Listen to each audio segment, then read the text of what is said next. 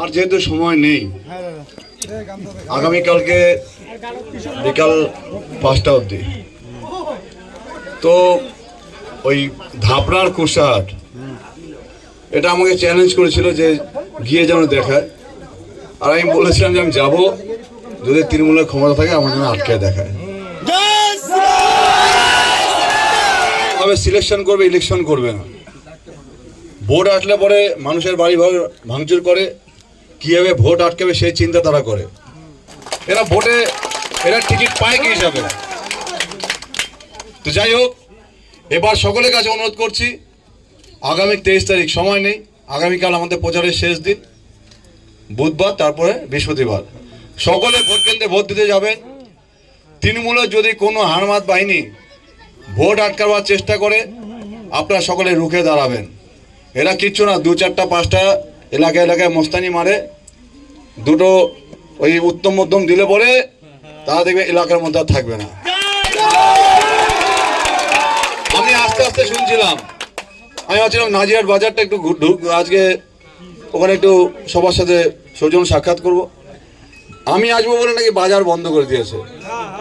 তো যাই হোক, বন্ধ বাজারে, বাজার যেহেতু বন্ধ করে দিয়েছে, সকল ব্যবসায়ী বন্ধুর কাছে, সকল কাছে আমার আবেদন যে আপনার যে এই যে অন্যায় অত্যাচার চলছে তার বিরুদ্ধে আপনাদের কিচ্ছু করতে হবে না।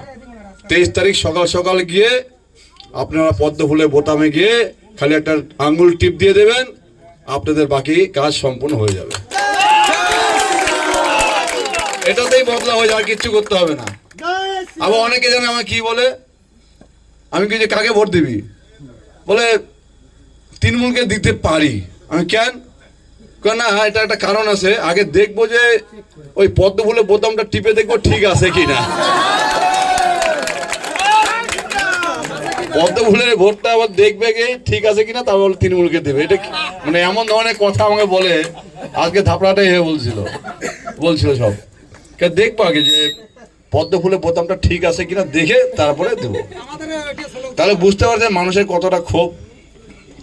এবার ভোট অন্য ধরনের হচ্ছে, কোনো টেনশন করবেন না। আর রাজ্যে এবার ক্ষমতা আসবে, কোনো শক্তি নেই তৃণমূলকে বাঁচায়। আর এই কুচবিহার আমরা 8টা সিট জিতবো, আর দিহাটা বিধানসভা সব থেকে বেশি ভোটে জিতবো, সব থেকে বেশি ভোট। তার যে মানুষের মধ্যে যে আনন্দ উদ্দীপনা, আমি গোটা বিধানসভা ঘুরে ঘুরে দেখেছি, প্রত্যন্ত গ্রামে গিয়েছি, বর্ডার এলাকায় গিয়েছি, মানুষের যেরকম মানে আনন্দ সহকারে আছে যে কবে 23 তারিখটা আসবে সেই অপেক্ষা মানুষ করছে। তা আমরা জানি এবার মানুষ, দিহাটার মানুষ অত্যন্ত রাজনৈতিক সচেতন মানুষ, মানুষ ঢেলে ভোট দেবে বিজেপি।